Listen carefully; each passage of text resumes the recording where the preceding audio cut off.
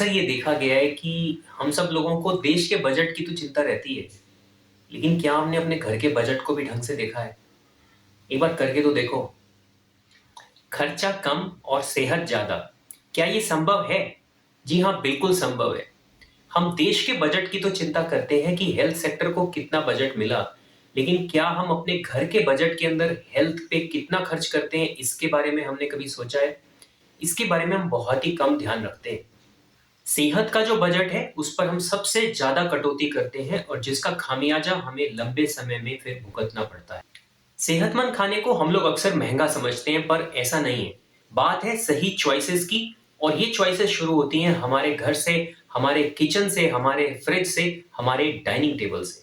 तो आज मैं इस वीडियो के अंदर आपको ये बताऊँगा कि ऐसी वो कौन-सी चॉइसेस हैं, जो सेहतमंद तो हैं ही, उसके साथ ही आपके बजट के अंदर भी आएँगी, और ऐसे कौन से बदलाव हैं जो आप अपनी रसोई में, अपने फ्रिज में, अपने डाइनिंग टेबल पर करें, जिससे आपको सेहत का भरपूर फ़ायदा मिले। ये वीडियो पूरा देखें, अंत तक देखें, क्योंकि इस वीडियो के एंड में मैं आपको होलसम टेल्स के 8 सेहत के गोल्डन रूल्स भी बताने वाला हूं।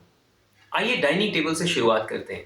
डाइनिंग टेबल पर कम से कम 2 सीजनल फ्रूट्स आपके हमेशा होने चाहिए, और कोशिश करें कि आप कम से कम 2 दिन का फ्रूट अपने डाइनिंग टेबल पर हमेशा खरीद कर रखें, ताकि आपको ये चिंता ना करनी पड़े कि मेरे पास कल का फ्रूट है या नहीं। अब इसके अंदर पर मेंबर कम से कम 2 पीस फ्रूट के होने चाहिए, यानी अगर आपके डाइनिंग टेबल पर एक संतरा और एक केला है, तो कोशिश करें कि कम से कम पर मेंबर 1 केला और 1 मौसमी या 1 संतरा होना चाहिए। इसी तरह से अगर घर में 3 मेंबर्स हैं, तो कम से कम 6 पीस फ्रूट आपके होना चाहिए, यानी 3 पीस एक तरह का फ्रूट और 3 पीस दूसरी तरह का फ्रूट, और ये कम से कम है। आप चाहें तो आप इससे ज़्यादा फ्रूट भी खा सकते हैं, अपनी एपेटाइट के हिसाब से। दूसरा, पूरे दिन के अंदर कई बार खाने के बीच में, खाने के बाद, खाने के पहले हमें अक्सर असमय भूख लगती रहती है। तो उस समय कुछ भी इधर-उधर का खाने की बजाय आप अपने डाइनिंग टेबल पर नट्स रखें, और नट्स के लिए आपको कोई इंपॉर्टेंट नट्स रखने की ज़रूरत नहीं है। आप उसके अंदर भुना चना रख सकते हैं, साथ में गुड़ रख सकते हैं, आप चाहें तो मूँगफली रख सकते हैं और मखाना रख सकते हैं। जैसे मुझे मखाना बहुत ज़्यादा पसंद है, मखाना चाहें तो आप उसको हल्का-सा लाइट रोस्टेड करके रख रख सकते हैं स्टोर करके, या आप चाहें तो उसके अंदर आप गुड़ की कोटिंग भी करके रख सकते हैं, ताकि उसे थोड़ा-सा एक अच्छा टेस्ट आ जाता है उसके अंदर। तो ये छोटे-छोटे बदलाव हैं जो आप अपने ज़रूर डाइनिंग टेबल पर करें, ताकि जब भी आपको थोड़ा बहुत अगर हल्की-फुल्की भूख है, तो उस टाइम पे आप ये खाएँ। इसमें ध्यान रखने की बात ये है कि अगर आप नट्स रखते हैं, तो कोशिश करें नट्स को आप सोक करें पहले, उसके बाद आप उसको सन ड्राई करें, उसके बाद आप उसको रोस्ट करके इस्तेमाल करें। उससे आपको अगर कोई एलर्जी रिलेटेड अगर कोई प्रॉब्लम रहती है नट्स के साथ, तो वो आपको नहीं होगी, और बहुत अच्छी तरह से नट्स डाइजेस्ट भी हो जाएँगी।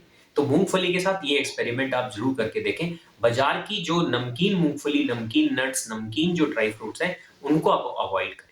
और यहाँ एक टिप और देना चाहूँगा, जो भी नट्स हैं वो कोशिश करें कि ज़्यादा ना खाएँ, एक बार में ज़्यादा ना खाएँ। जैसे मूँगफली अगर आप लेते हैं तो 1 मुट्ठी, यानी इतना सा अगर आप खाएँगे तो काफ़ी है आपके लिए, बहुत ज़्यादा एक बार में नट्स नहीं खाने चाहिए। आइए अब चलते हैं रसोई की तरफ। रसोई के अंदर आप पहला बदलाव तो ये करें कि आपकी रसोई के अंदर कम से कम 3 अलग-अलग रंग की सब्जियाँ होनी चाहिए, और ये सीज़नल सब्जियाँ ही होनी चाहिए। तो आप इसके अंदर कोशिश करें, जैसे आप पत्ते वाली, हरे पत्ते वाली सब्जियाँ लेकर आएँ। आप उसके अंदर जैसे कैप्सिकम अलग-अलग कलर की आती है, शिमला मिर्च जिसको हम बोलते हैं, वो आप लेकर आएँ। चुकंदर लेकर आएँ। आप देखिए इतने अच्छे-अच्छे नेचुरल कलर्स हैं हमारी सब्जियों के अंदर जो भगवान ने डाले हैं। तो एक ही सब तरह की सब्जी, एक ही तरह के सैलेड्स के ऊपर आप निर्भर ना रहें। कोशिश करें कम से कम 3 अलग-अलग कलर की सब्जी आपके पास हमेशा आपकी रसोई के अंदर होनी चाहिए। और दूसरा यहाँ पर मैं एक आपको टिप देना चाहूँगा, जो कि सब्जी और सैलेड से रिलेटेड है, वो ये कि कोशिश करें कि जितनी भी सब्जियाँ, जो भी सलाद के रूप में कच्चा आप खा सकते हैं, उनको कच्चा खाएँ। जिनको आप हल्का-सा बॉयल करके खाना चाहें, तो हल्का-सा बॉयल करके खाएँ। स्टीम करके खा सकते हैं, तो स्टीम करके खाएँ। कोशिश करें जितना भी आप कच्चा खा सकते हैं, उतना कच्चा खाएँ, और बाकी आप वेजिटेबल्स को पकाकर भी खा ही सकते हैं। दूसरा जो बहुत इम्पोर्टेंट बदलाव है, वो ये है कि आप अपने रसोई के अंदर जो है, वो सही तरह का तेल इस्तेमाल करें। यहाँ पर आपको ज़रूरत नहीं है कि आपको बहुत ही इम्पोर्टेड और महँगे वाले जो तेल हैं, वो इस्तेमाल करने हैं। आपके क्षेत्र के हिसाब से आपको जो भी अच्छे तेल मिलते हैं, कोशिश करें कच्ची घानी के, अच्छी नॉन जीएमओ जो सीड्स हैं, उनके जो आपको तेल मिलते हैं, वो आपको इस्तेमाल में लाने चाहिए। उसके अंदर एक और वेरिएंट भी आता है, जो कि कोल्ड प्रेस आता है, वो अगर आपको ऑयल्स मिल जाते हैं तो वो भी बहुत अच्छे ऑयल्स होते हैं, तो वो तेल आप इस्तेमाल करें। जैसे कि अ, उत्तर भारत के अंदर सरसों का तेल है, वो आप इस्तेमाल कर सकते हैं। मूँगफली का तेल मिल जाता है, वो आप इस्तेमाल कर सकते हैं। अगर आपके यहाँ तिल का तेल अगर अच्छा मिल जाता है, आप तिल का तेल भी इस्तेमाल कर सकते हैं। दक्षिण भारत के अंदर अगर आप रहते हैं, तो वहाँ पर आपको नारियल का तेल बहुत अच्छा कोल्ड प्रेस ऑयल्स आपको मिल जाएँगे, तो ये इस्तेमाल करें। ये आपको एक अच्छे नेचुरल फैट्स तो आपको देंगे ही, इसके साथ ही आपको जो रिफाइंड तेल, जो कि मिनरल ऑयल्स ज़्यादा जिसके अंदर होते हैं, उनसे जो होने वाले नुकसान हैं, उनसे आपको बचाएगा। तीसरी जो टिप है रसोई से जुड़ी, वो मैं आपको ये बताना चाहूँगा कि हमेशा एक ही तरह के अनाज पर निर्भर ना रहें, जिसके अंदर गेहूँ और चावल जो है वो सबसे ऊपर आते हैं, उन पर हमेशा निर्भर ना रहें। अपनी रसोई के अंदर आप दूसरे अनाज भी रखें, जिसके अंदर ज्वार आता है, जौ आता है, रागी आता है, बाजरा आता है, सिरिधान्या मिलेट आती हैं, बेसन आता है, सत्तू आता है। आप ये सब चीज़ों को भी अपनी रसोई के अंदर रखें और कोशिश करें कि बदल-बदल कर आप अलग-अलग तरह की रोटी बनाकर इन अनाजों की खाएँ। इससे आपको फ़ायदा क्या होगा कि एक तो आपकी निर्भरता एक अनाज पर कम हो जाएगी और उसका जो बेनिफिट आपको ये मिलेगा कि आपको अलग-अलग तरह का पोषण, अलग-अलग तरह के न्यूट्रिएंट्स आपको इस तरह के बदले हुए अनाज से आपको मिल जाएँगे। यहाँ पर मैं एक और टिप आपको देना चाहूँगा कि जब भी आप घर पर अपने रोटी बनाते हैं, तो आप कंपोज़िट रोटी भी बना सकते हैं। चाहे आप गेहूँ की रोटी बनाएँ, लेकिन आप उसको कंपोज़िट रोटी की तरह बना सकते हैं, यानी उसके अंदर जैसे पालक है, तो पालक डालकर आप बना सकते हैं। पालक की प्यूरी बना लेकर आप उसको बना सकते हैं। उसके अंदर आप चुकंदर को कद्दूकस कर उसके अंदर चुकंदर डाल के उसको बना सकते हैं। उसके अंदर पत्ता गोभी डाल सकते हैं आप हल्की-सी स्टीम करके अगर आप चाहें तो। तो इस तरह की जो कंपोज़िट रोटी है, उसमें फ़ायदा ये होगा कि आपका अनाज कम इस्तेमाल होगा और साथ में उसके साथ आपको वेजिटेबल्स जो है और उसका जो बेनिफिट्स हैं वो भी आपको मिल जाएँगे। आइए अब रुख करते हैं हम फ्रिज की तरफ। फ्रिज के अंदर जो सबसे जो ज़रूरी बदलाव है वो ये कि जो भी आपको प्रोसेस्ड चीज़ें, जो डब्बाबंद चीज़ें बाज़ार की आती हैं, वो इस्तेमाल में ना लाएँ। जैसे कि सॉसेज़ आती हैं, जैसे कि अलग-अलग तरह की चटनियाँ आती हैं रेडीमेड, जैसे कि जैम आते हैं, इस तरह की चीज़ें आप इस्तेमाल में ना लाएँ। इसकी जगह पर आप धनिये पुदीने की चटनी बनाएँ, इसकी जगह पर आप हनी लेमन की ड्रेसिंग बना के इस्तेमाल कर सकते हैं, जो कि आप सैलेड्स वगैरह पर भी बहुत अच्छे तरीके से इस्तेमाल कर सकते हैं, जो हमने हमारी कई सारी रेसिपीज़ के अंदर, सैलेड रेसिपीज़ के अंदर हमने दिखाई है। और इसके अलावा आप लेमन इस्तेमाल कर सकते हैं। तो ये छोटे-छोटे जो बदलाव हैं, ये बहुत ज़्यादा ज़रूरी हैं। इसके अलावा आप नारियल की चटनी भी इस्तेमाल में ला सकते हैं। घर का निकला हुआ सफ़ेद मक्खन आप इस्तेमाल करें पैस्चराइज़्ड बटर की जगह। तो ये छोटे-छोटे जो बदलाव हैं, ये बहुत इम्पोर्टेंट हैं, ध्यान रखें। ये जो बाज़ार से जो प्रोसेस चीज़ें आती हैं, वो बहुत ज़्यादा नुकसानदेह होती हैं और ये जो घर से बनी जो चीज़ें हैं आपकी, ये आपको सेहत देंगी और आपके ये बजट में भी आ जाएँगी। बच्चों को अक्सर शौक रहता है तली हुई चीज़ें खाने का, तो आप जो फ्रोज़न जो चीज़ें बाज़ार में मिलती हैं, वो चीज़ें ना लाएँ। उसकी जगह पर आप क्या कर सकते हैं, आप घर पर स्नैक्स बनाएँ, आप उनको चाहें तो रॉ फ़ॉर्म में या आप उनको हाफ़ फ्राई करके आप उनको फ्रीज़र के अंदर डाल के रख सकते हैं। तो आप जो फ्रोज़न जो इस तरह की चीज़ें हैं, वो आप घर पर बनाएँ, घर पर आप उनको रेफ्रिजरेट करें और जब भी आपको इस्तेमाल करना है, आप उसमें से थोड़ी-सी क्वांटिटी लेकर आप उसको बच्चों को पकाकर खिला सकते हैं।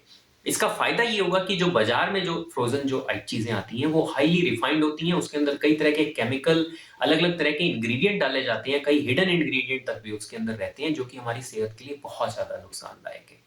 घर की बनी चीज़ ही बच्चों को खिलाएँ और ये बहुत ही अच्छा और आसान तरीका है, अगर आप घर पर ही ऐसा फ्रोज़न फूड रखते हैं, ताकि आप फटाफट बच्चों को जब भी उनको छोटी-छोटी भूख लगती है, आप उनको ये चीज़ पकाकर खिला सकते हैं। आइए मैं आपको बताता हूँ होलसम टेल्स के 8 गोल्डन रूल्स। आप इन नियमों को एक कागज पर लिखकर अपनी रसोई में भी या फ्रिज पर भी टांग के रख सकते हैं, ताकि आपको ये नियम हमेशा याद रहे।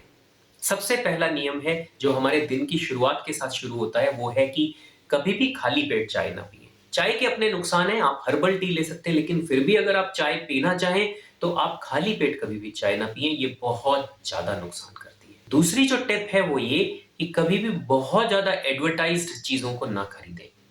अगर आप शार्क टैंक इंडिया देख रहे हैं, तो उसके अंदर आपने देखा होगा कि कई बार जिन चीज़ों का प्राइस बहुत ज़्यादा होता है, शार्क्स बोलते हैं कि प्लीज़ आप इसका प्राइस कम करने की कोशिश करें। क्यों? क्योंकि ताकि जो बचा हुआ पैसा है, वो हम एडवर्टाइज़मेंट में लगा सकें, मार्केटिंग में लगा सकें।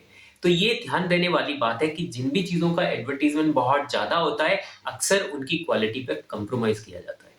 तीसरी चीज़, आपका शरीर डस्टबिन नहीं है, तो कोई भी बची-खुची, बासी चीज़ अपने शरीर के अंदर ना डालें, इस चीज़ का हमेशा ध्यान रखें। अगला जो नियम है वो ये है कि आपके खाने के अंदर अनाज 20% से ज़्यादा नहीं होना चाहिए। तो कोशिश करें जो भी आपकी एक प्लेटर लगती है, चाहे वो ब्रेकफ़ास्ट की है, लंच की है या डिनर की है, उसके अंदर अनाज की मात्रा 20% से कम ही होनी चाहिए। दूसरी चीज़ ध्यान देने वाली है वो ये कि सलाद और सब्ज़ी आपकी प्लेटर के अंदर 40 से 50% तक होनी चाहिए। तो इस तरह की जो आपकी प्लेटर बनती है जिसके अंदर 20% तक अनाज और 40 से 50% तक सलाद और सब्जियां आ जाती हैं और बाकी आप चीजें अपनी प्लेटर के अंदर इस्तेमाल कर सकते हैं। तो इस तरह की जो एक प्लेटर बनती है वो आपको पूरा न्यूट्रिशन देगी। अलग अलग तरह की चीजें आप खाएंगे तो उसमें आपको ज्यादा न्यूट्रिशन मिलेगा। और अब आते हैं हमारे सबसे इंपॉर्टेंट गोल्डन रूल की तरफ, और वो है कि 30-30-30 रूल। आप दिन में कम से कम 30 मिनट का वॉक करें, कम से कम 30 मिनट योगा प्राणायाम करें और कम से कम 30 मिनट सनलाइट लें।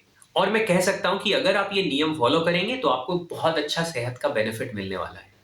तो ये नियम अपने जीवन में उतारें और हमारे साथ भी अपनी फीडबैक जरूर शेयर करें। उम्मीद है ये वीडियो आपको पसंद आएगा। अगर आपने हमारे चैनल को अभी तक सब्सक्राइब नहीं किया तो प्लीज हमारे चैनल को सब्सक्राइब करें, इस वीडियो को लाइक जरूर करें और अपनी सुझाव और अपनी फीडबैक जरूर हमारे साथ शेयर करें। आपका बहुत बहुत शुक्रिया, धन्यवाद।